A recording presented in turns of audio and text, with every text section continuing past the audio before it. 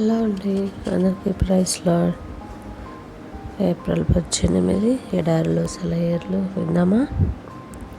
ఆయన నీ కార్యము నెరవేర్చును. కీర్తనలు 37 అధ్యాయం 5 ఒకప్పుడు నేను అనుకునేదాన్ని, ఒక విషయం గురించి ప్రార్థన చేసిన తర్వాత ఆ విషయం నెరవేరడానికి మానవ పరంగా నేను చేయగలిగిందంతా చేయాలి అని.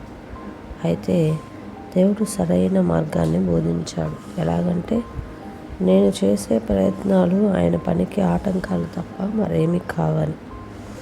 ఒకసారి అంటూ ప్రార్థించి తప్పకుండా అది జరుగుతుందని నమ్మినట్లయితే ఆత్మలో స్తుతులు చెల్లిస్తూ వేచి ఉండాలని, ఆయన ఏదైనా చెప్తే చేయాలని. కానీ చేతులు ముడుచు కూర్చోవడం, ఏమీ చేయకుండా కేవలం దేవుడి మీద భారం వేసి ఊరకుండడం మనకి రుచించదు.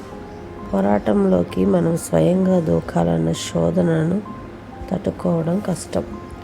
నీళ్ళలో మునిగిపోతున్నవాడు తనను రక్షించుకోవడానికి వచ్చిన వాడిని తానే రక్షించాలని ప్రయత్నిస్తుంటే వాడి ప్రాణాలు కాపాడడం ఎంత కష్టమో మనకు తెలుసు.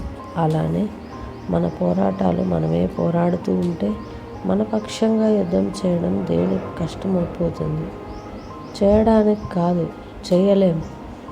మరి మనం జోక్యం కలిగించుకోవడం ఆయన్ని అడ్డగించినట్లే. ఇహలోకపు శక్తులు చురుకుగా పనిచేస్తుంటే ఆత్మ శక్తులు మెదలకుండా ఊరకుంటాయి. ప్రార్థనకి జవాబు ఇవ్వకుండా దేవుడు కొంత సమయం తీసుకోవచ్చు. ఈ సందర్భాల్లో దేవుడికి మనం అసలు అవకాశమే ఇవ్వం.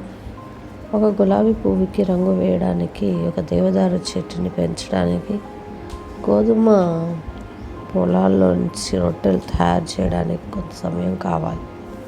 ముందు భూమిని మెత్తని చేయాలి, పదును చేయాలి, ఎరువు వేయాలి, నీటితో తడపాలి, మొలకెత్తడానికి వేడిమి కావాలి. ఇవన్నీ చేశాక దేవుడు మొలకల్ని మొలిపిస్తాడు. వాటికి ఆకుల్ని కంకుల్ని అమరుస్తాడు. చివరికి కొంతకాలం గడిచాక ఆకలి కడుపుకి రొట్టెలు తయారవుతాయి. ఇదంతటి కొంతకాలం పడుతుంది. అందుకే మన విత్తనాలు చల్లుతాం, దున్నుతాం. తర్వాత కొంతకాలం నమ్మకంతో ఎదురు చూస్తాం. దేవుని పని అంతా పూర్తయ్యేదాకా కనిపెడతాం. దేవుడికి తన పని చేయడానికి సమయాన్ని ఇస్తాం. మన ప్రార్థన జీవితాల్లో కూడా ఇదే పాఠాన్ని మనం నేర్చుకోవాలి. ప్రార్థనకి జవాబు ఇవ్వడానికి కొంత సమయం ఇవ్వండి. Praise the lord.